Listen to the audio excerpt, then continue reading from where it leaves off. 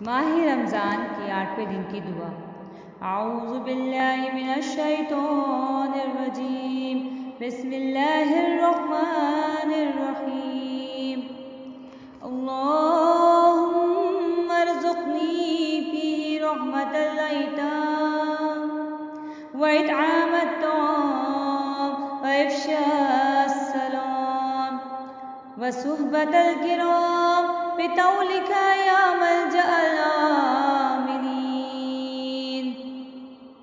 ترجمہ: خدایا مجھے آج کے دن یتیموں پر مہربانی، لوگوں کو کھانا کھلانے، سلام کرنے اور نیک بندوں کی صحبت کی توفیق عطا فرما۔